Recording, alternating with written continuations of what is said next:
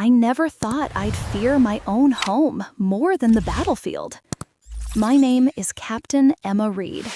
For 10 years, I served my country. I fought through sandstorms, sleepless nights, and the echoes of explosions. But nothing, absolutely nothing, could prepare me for the war I was about to face at home. When I left for the Army, I was just a small-town girl, proud, naive, and full of hope. I thought that serving my country would make my family proud, that it would make my father proud. But when I came back, I realized pride was the last thing he ever felt for me. When I landed back home, the world seemed quieter, too quiet. I expected banners, maybe even my father's old smile. Instead, I was greeted by silence and my mother's trembling hands. She hugged me tight, tears streaming down her face, but something was wrong.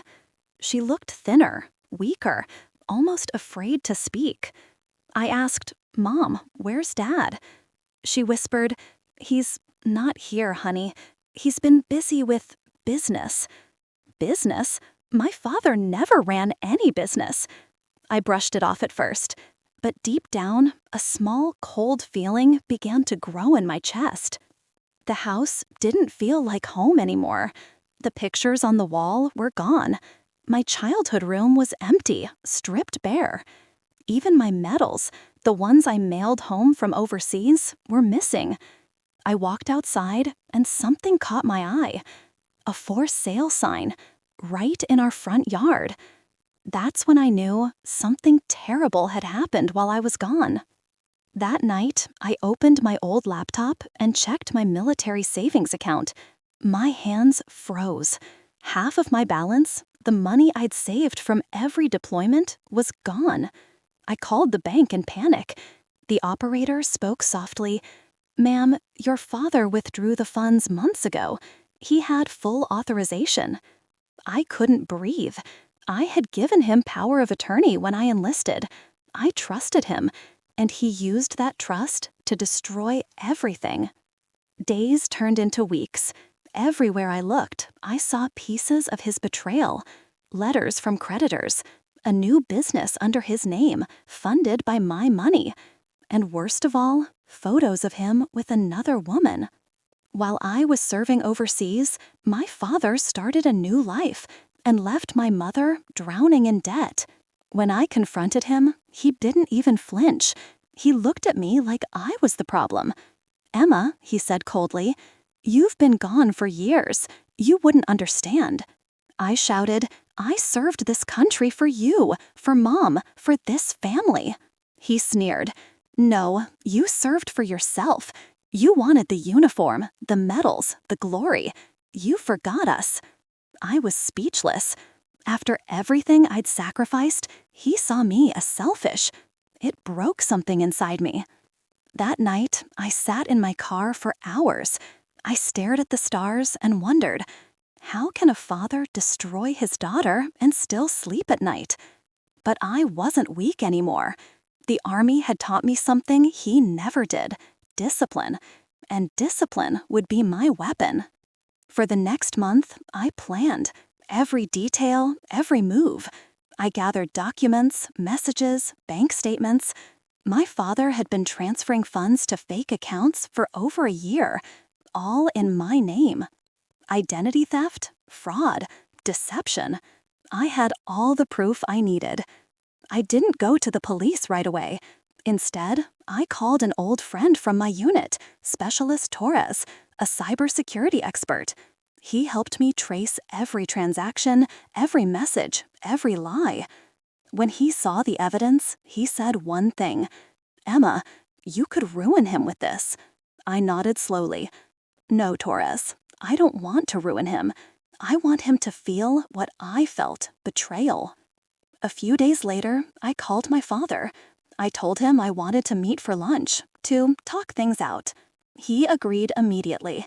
He thought I was giving up. When he walked into the diner, he looked proud, confident, like the king of lies he'd become. I smiled weakly. "Hi, Dad." He leaned in. "You look good, soldier. finally done being angry, I placed a small envelope on the table. Inside, every piece of evidence. His face turned white as he flipped through the pages. You wouldn't dare. I whispered. You dared to steal from your own daughter. You dared to destroy our family. So yes, I dare. Then I stood up, left a $10 bill on the table, and walked away. 3 days later, the police arrived at his new office.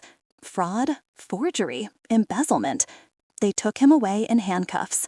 The same hands that once taught me how to walk, now shaking behind bars. I didn't celebrate. I didn't smile. Because revenge doesn't heal you. It just gives you closure. Weeks passed. My mother filed for divorce. Kyle stopped talking to me. He said, "You destroyed the family."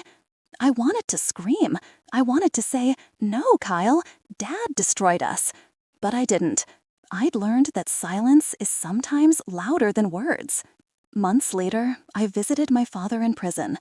He looked older, tired, broken. For the first time, I saw regret in his eyes. "Emma," he said softly, "I just wanted a better life." I replied, "You already had one. You just didn't value it." He nodded slowly, tears in his eyes. "I'm sorry." But it was too late. Some apologies arrive long after the damage is done. A year later, I re-enlisted. My mother had moved to a new town. The house was gone, the past erased. One evening, as I stood on base watching the sunset, a young soldier approached me. "Ma'am, how do you stay strong after betrayal?" I smiled sadly. "Because, soldier, betrayal teaches you who you really are." He looked confused. "And who are you, ma'am?" I looked toward the horizon and whispered, "I'm a fighter, not just for my country, but for my truth." I still think about my father sometimes. I wonder if he ever forgave himself. Maybe he did. Maybe he didn't. But I know one thing. I forgave myself for trusting too much, for caring too deeply, and for believing that blood always means loyalty. This was my story. A story of pain, betrayal, and redemption. A story of a daughter who fought 2 wars, one on the battlefield and one in her own home. And this time, I won both.